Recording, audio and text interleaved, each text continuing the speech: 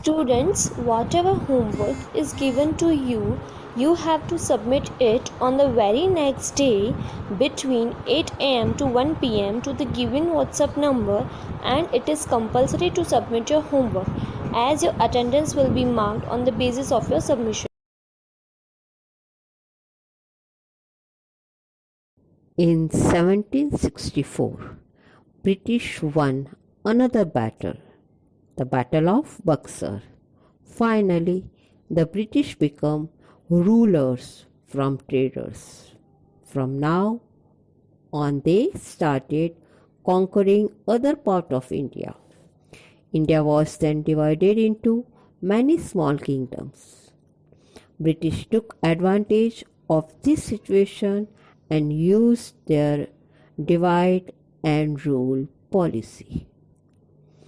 अब इस पैराग्राफ में हम देखते हैं कि 1764 में ब्रिटिश ने एक और लड़ाई जीत ली और उस लड़ाई का नाम था बैटल ऑफ बक्सर। और इस तरह से उनके पास और भी पॉलिटिकल पावर यानी कि किंगडम्स, राजाओं का पावर उनके हाथ में आ गया और वे ट्रेडर यानी कि व्यापारी के रूप में आए थे, मगर बन गए रूलर यानी कि राज करने वाले। तो इस तरह से जो है इंडिया को जीतने के बाद इंडिया कई भागों में डिवाइड हो गया। अलग अलग इंडिया के भागों को उन्होंने जीतते गए और इंडिया है कई भागों में बट गया। स्मॉल स्मॉल किंगडम बन गए जिससे इंडिया का पावर है वो बढ़ गया और स्मॉल स्मॉल किंगडम होने से इंडिया कमज़ोर हो गया। और इस चीज़ का उन्होंने फ़ायदा उठाया और उनकी ये एक पॉलिसी रही, उनकी एक नीति रही कि जो ताकत है उसको तोड़ो, उसको बांट दो और बाद में राज करो, जिसको कहा है divide and rule policy.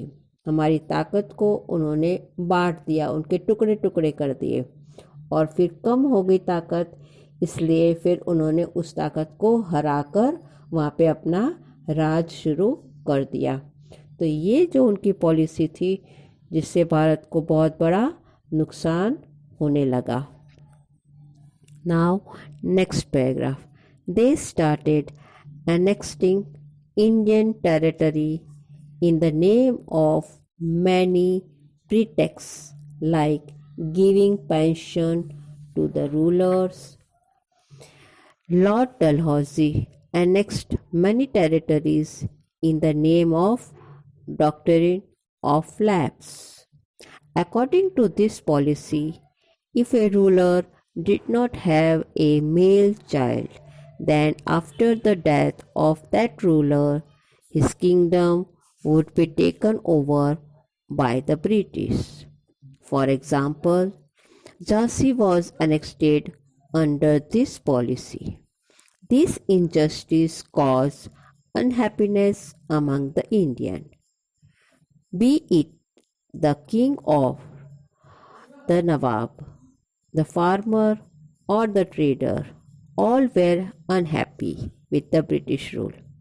People in different parts of India were protesting against the British, but they were not united. It was only in 1857 that a major revolt took place, which was our first war of independence.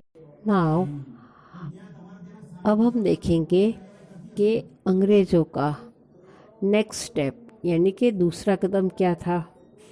पहले उन्होंने हमारे ताकत को कमज़ोर बना दिया, divide कर दिया और बाद में उन्होंने अलग अलग पॉलिसी, अलग अलग नीति, सिस्टम बनाई जिसके अंडर उन्होंने अलग अलग राज्य को अपने में मिलाते गए। तो एक ऐसी ही एनेक्सेशन पॉलिसी थी जो लॉर्ड डलहौजी के समय ये लागू की गई। लॉर्ड डलहौजी गवर्नर थे उस समय। तो उन्होंने इस पॉलिसी के अंडर जो है राजाओं के राज्य लेने लगे। उसको नाम दिया डॉक्ट्रिन ऑफ लैप्स। तो इस पॉलिसी के अंडर में जिस राजा को जो है बेटा नहीं होता था, तो उस राजा की डेथ के बाद, उस राजा की मृत्यु के बाद उसके राज्य को छीन लिया जाता था। और जो राजा होते थे उनको वे थोड़ा बहुत पेंशन दे देते थे उनका खर्च चलाने के लिए, मगर सारा राज्य उनके हाथ से चला जाता था। तो एक बहुत ही अच्छा एग्जाम्पल है यहाँ पे दिया है रानी लक्ष्मीबाई का। तो रानी लक्ष्मीबाई को अभी जो है राज्य उन्होंने छीन लिया था, एनेक्स्ट कर लिया था। तो इस तरह से इनजस्टिस होने के कारण बहुत ही सब अनहैप्पी हो गए थे, सब नाखुश थे। खाली राजा लोग भी नहीं, फार्मर्स भी थे, ट्रेडर्स भी थे, किंग्स भी थे। और इस तरह से सब लोगों के ऊपर जो है उनके हक छीनते गए। ब्रिटिश पीपल जो थे वे बहुत अनहैप्पी थे और उन्होंने उसका विरोध भी किया। प्रोटेस्टिंग मतलब विरोध किया, मगर इस विरोध करने में सब एक नहीं थे, यूनाइटेड नहीं थे। इसलिए वे ब्रिटिशर्स के सामने कुछ नहीं कर सके। बाद में 1857 में एक रिवॉल्ट यानी कि एक आंदोलन, एक क्रांति ने जगह ली, क्रांति हुई। और इस तरह से ये हमारा आज़ादी के लिए पहली लड़ाई मानी जाती है, विच वॉज और फर्स्ट वार ऑफ इंडिपेंडेंस। इस तरह से जब किसान लोग, व्यापारी लोग, राजा लोग सब जो हैं अपने अपने पावर खो बैठे, तब उन्होंने मिलकर एक क्रांति शुरू करी 1857। Now next paragraph, the revolt of 1857. The revolt started because of the humor that the cover of cartridge used in the Enfield rifle was greased with fat of pig and cow.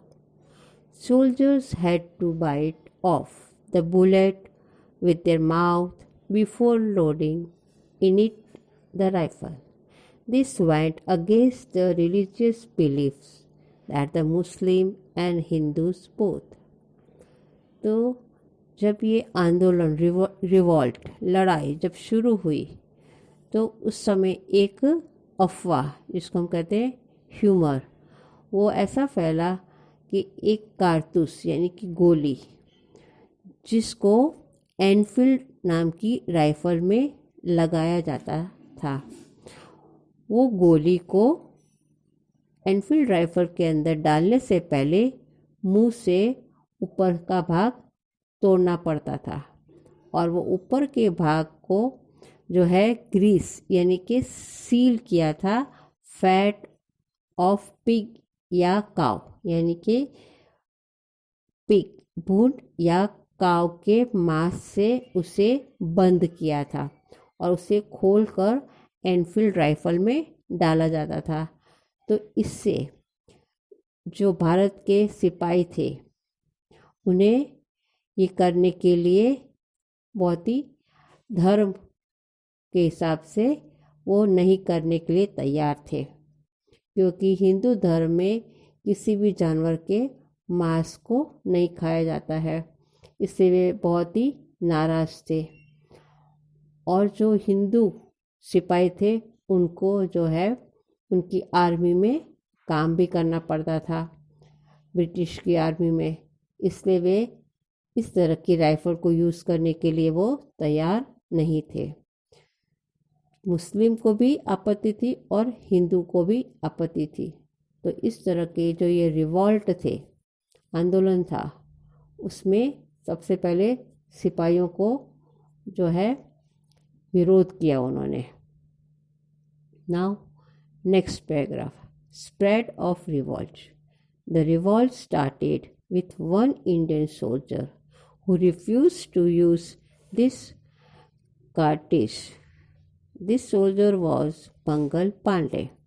और इस तरह से मंगल पांडे ने ही, जो भारत का एक सिपाही था, और उसने इस तरह की कारतूस यानी कि गोली को यूज़ करने के लिए रिफ्यूज़ यानी कि मना कर दिया। Now next line. The revolt started at Meerut. Soon it was joined by farmers, craftsmen and other section of the society.